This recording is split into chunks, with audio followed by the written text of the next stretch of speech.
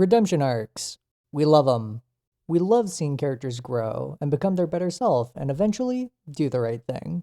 And we can't really get into redemption arcs without talking about the poster child of the redemption arc. This guy. Look at him. He's so happy.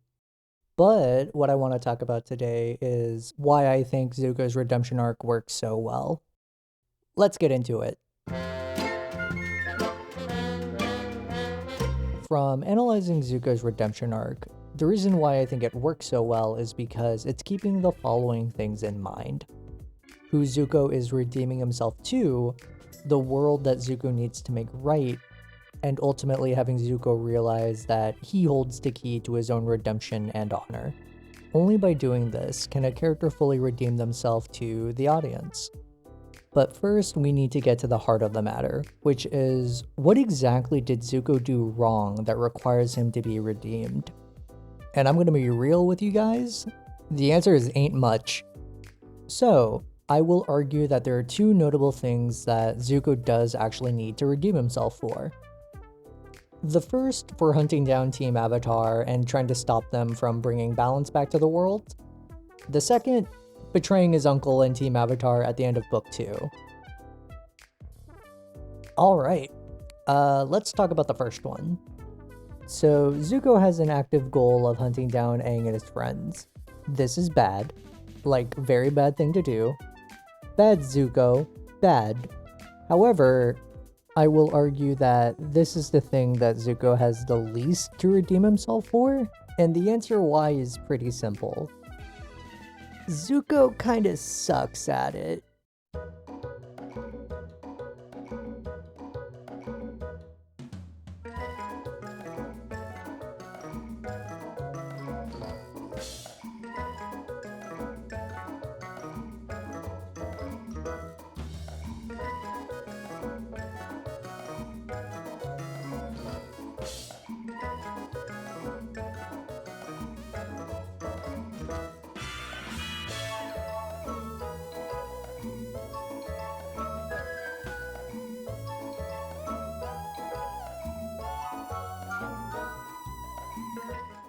Like, don't get me wrong, attempted capture of your Messiah is still pretty bad. But like, you know, when you fail all the time, you're not really perceived as that big of a threat. How am I gonna find him, Uncle? He is clearly a master of evasive maneuvering. You have no idea where you're going, do you? And at best, Zuko is taking home the participation trophy.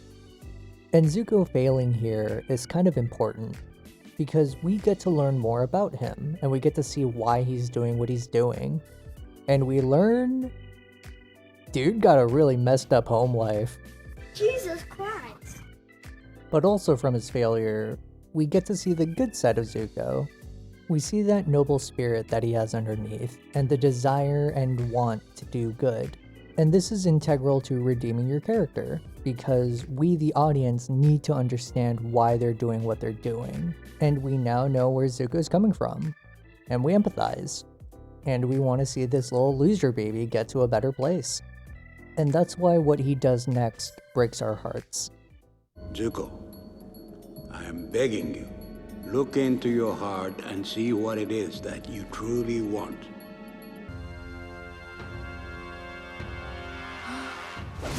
Now, this is the thing that Zuko really needs redeeming for. It's here that Zuko betrayed not just the other characters, but the audience, the world, and of course himself. In this single act of betrayal, the show has entered into its darkest hour. Aang literally died because of this, or nearly died. The city of Ba Sing Se has fallen, and the world is literally a worse place. And it's literally Zuko's fault. Part of making a really good redemption arc is having the character's actions actually have major consequences in the narrative, but also to have their consequences not be too devastating that it can't be resolved or redeemed. Like this? There's no coming back from this. But this?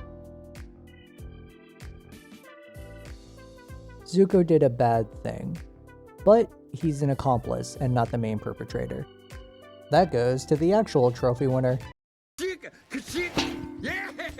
Now that's what I'm talking about. Hey, how come the only one celebrating is me, huh?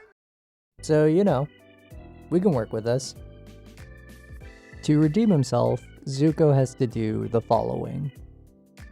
He has to make it up to the other characters that he's wronged. He needs to make it up to the world for the harm that he and his family caused. And he needs to make it right with himself so that he can be at peace. I thought I had lost my honor and that somehow my father could return it to me. But I know now that no one can give you your honor. It's something you earn for yourself by choosing to do what's right. All I want now is to play my part in ending this war. And I know my destiny is to help you restore balance to the world. Ugh, I'm so proud of him. From here on out, the arc is pretty straightforward. So, how did our edgy boy do? Yeah, no, he did great. I know we live in a world where, like, Avatar: The Last Airbender came out almost 20 years ago, but I genuinely think people forget and take it for granted just how far Zuko went for his redemption here. Zuko did a prison break just so that he could help free Sokka's dad and girlfriend, just so that Sokka could forgive him. And Katara? To earn her forgiveness, he helped her track down the guy who was responsible for taking Katara's mother from her, from a decade ago. And Toph? She actually doesn't get anything. Zuko didn't really do her dirty. Sorry, Toph. This is sort of tangential, but like they had very few episodes to try and make it up to Team Avatar, so they really needed to knock it out of the park, and they really knocked it out of the park. They showed us exactly how far Zuko was willing to go to earn their forgiveness, and he really was sorry. And for the most part, those episodes didn't really matter for the finale. Beyond like rescuing Suki, I mean. Because for the finale, it didn't really matter that they saved Sokka's dad, or find Katara's mom's killer, or even finding the dragons. Those episodes were effectively filler, but they gave us some of the best moments in the entire series. All with the goal of effectively giving Zuko his redemption arc. And of course, we can't forget the best moment here. I am so sorry, Uncle. I am so sorry and ashamed of what I did. I don't know how I can ever make it up to you, but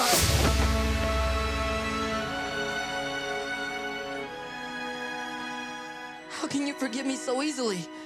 I thought you would be furious with me. I was never angry with you.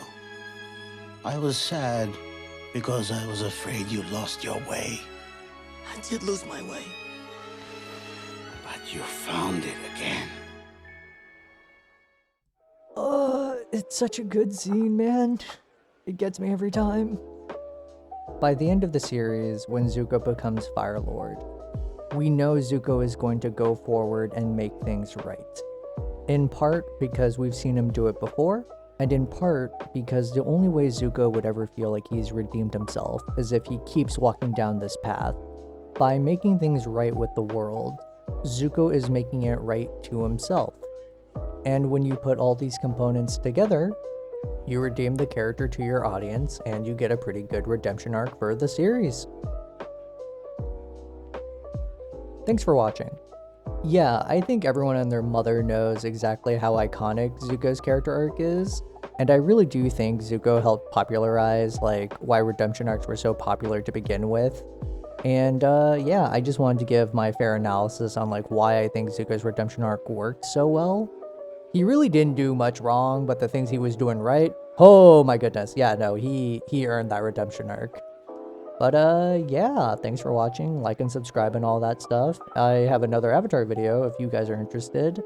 Yeah, okay, bye.